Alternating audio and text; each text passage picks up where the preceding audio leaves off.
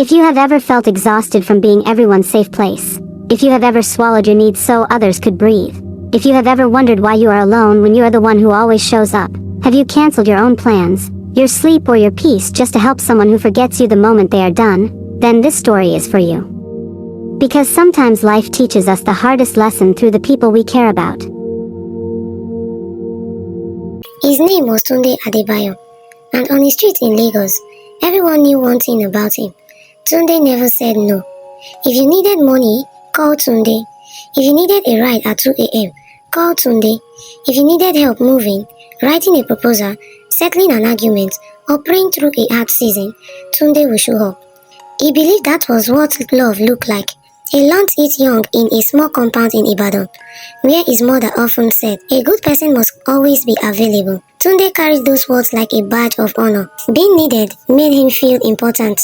Being dependent on made him feel valuable. But slowly, he was disappearing.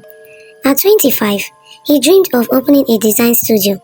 His ideas filled old notebooks, logos, branding concepts, sketches of the future. Yet, every time he tried to focus, someone needed him.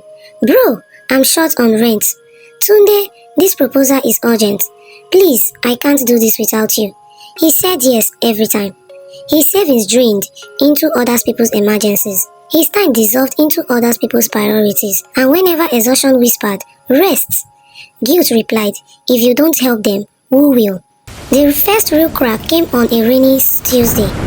After working overnight for free on a friend's project, Tunde received an email, an interview opportunity in Victoria Island, a real step towards his dream. The interview was at 10 a.m. At 8:15 a.m., his cousin Shade called, crying and stranded after a fight. She said she needed him immediately. Tunde looked at the time, the rain, the address of the interview. He hesitated. Then he said yes. He drove through flooded roads. He comforted her.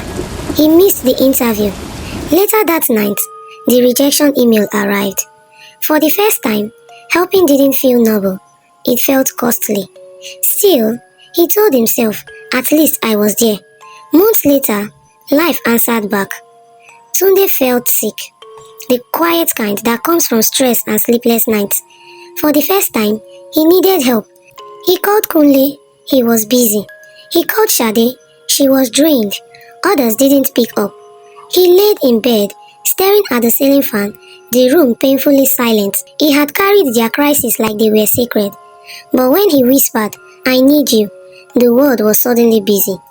That night, he cried. And in the quiet, a hard truth surfaced. He had taught people how to treat him. He had shown them that his time was unlimited, his energy was endless, his needs were invisible. Soon after, an elderly neighbor, Iyanike, stopped him by the staircase. "Tunde," she said gently, "why do you look tired in your own life?" Being good is different from being available. Even God rested. The word stayed with him. He began noticing the imbalance. Calls that only came with requests. Conversations that ended once problems were solved. He realized he wasn't surrounded by love. He was surrounded by dependency. The true turning point came when Kunle asked for a large sum of money to secure a deal. Tunde had just started rebuilding his savings. His whole instinct screamed, "Say yes." But a new voice whispered, "Choose yourself." For the first time, Tunde said, "I can't." The silence was sharp. "You've changed," Kunle replied. Maybe he had. The guilt came fast. His heart raced, but something else followed. Relief. The world did not collapse. The sky did not fall. Some people drifted away. Some called him selfish. But others adjusted. And in the space created by fewer demands, Tunde found something he had not felt in years. Peace. He woke up early for himself. He reopened his notebooks. He designed again. He rested without guilt.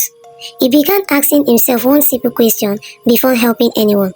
Do I have the capacity? If the answer was no, he said it calmly, without apology. Slowly, his life shifted. Years later, Tunde launched his design studio, not because people suddenly supported him, but because he protected the time and energy to build it. At the opening, surrounded by a smaller but genuine circle, he said, I used to believe being needed meant being valued, But if you keep pouring from an empty cup, you will collapse. Saying no didn't make me selfish. It made me responsible for my own life. As applause filled the room, Tunde felt something stronger than validation.